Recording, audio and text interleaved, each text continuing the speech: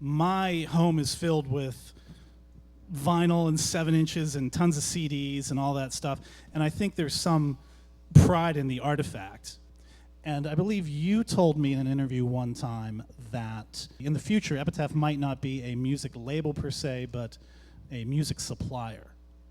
Well, no, I said we might not be a record company, but we'll be a music company. Okay. I don't know what the future holds.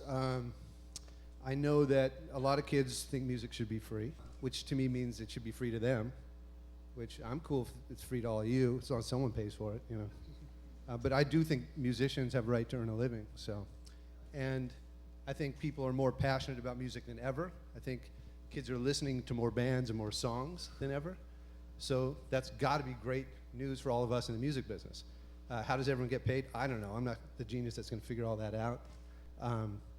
But it's going to sort itself out. It really is. And when it does, then this whole digital explosion is going to be a huge boon for creativity and music customers and musicians and the music industry. Joe, what do you think? I mean, you kind of, Kung Fu operates now as a catalog label. It's not like you're actively signing new bands or anything. So how do you feel like the future models are going to, impact everything? Well, we're Kung Fu's small enough to just go into a retreat mode where we just take care of our catalog and make sure those songs are getting serviced and they're out there and wait. A label like Brett's, I think that it's harder for him to, he's got to keep going. And I get a couple records, it seems like a week from Epitaph over at Indie, and you got to hand it to him. This guy is still putting out new music where, and I know it's not, it's a risky business, so he's still doing it. I can't.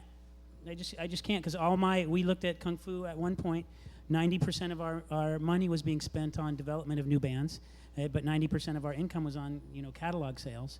So we don't know what the future is. So we had to just retreat, and, but if we can hang on to our catalog and our copyrights, Brett's right. It's going to be an exciting time when we see how valuable it will be at one point to own and control copyright. It's morphing into something closer to the publishing business, where what it will be about is rights management, not selling little silver circles or big black circles. But getting your music placed on the next Ritz cracker ad or something like that. No, not a Ritz cracker ad.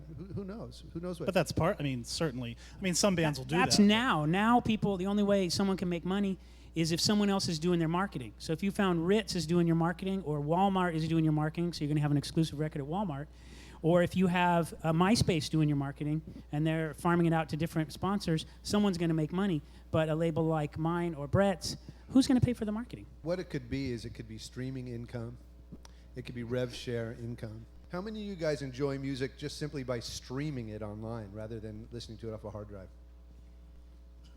Like an online radio station. Or Pandora or something? Right, they just, wherever. They might go to iMeme, they might go to Last FM, they might go to any number of places, but there's those portals where people are streaming music.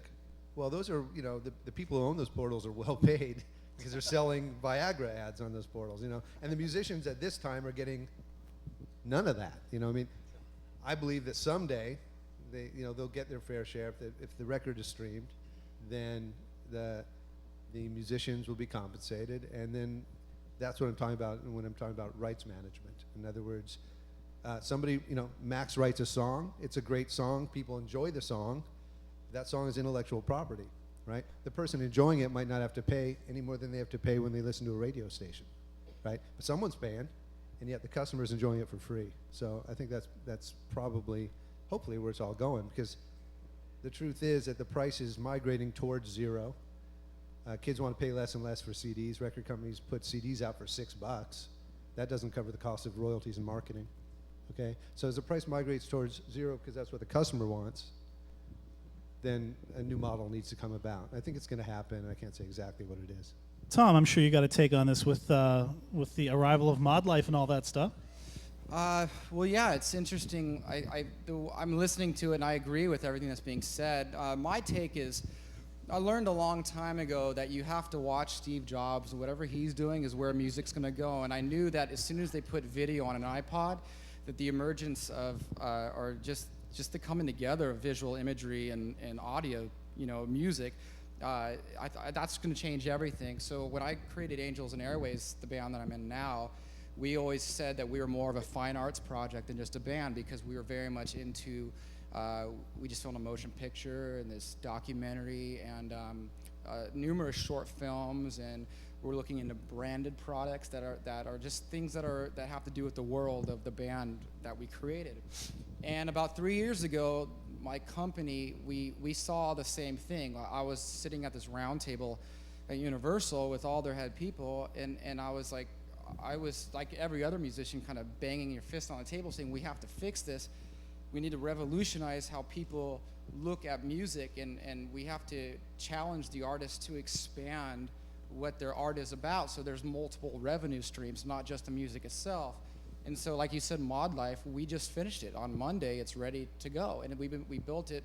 It's almost 2.5 years we've been building it, and all it is it's about, I don't know, 15 to 20 different digital tools that anybody can use to broadcast their art, either live broadcasts or music, short films, pay-per-views, video, blogs, podcasts, and it's an operating system that exists online. And you make more money than you ever did selling records. And if you choose to, music can remain free, or you can sell it there as well.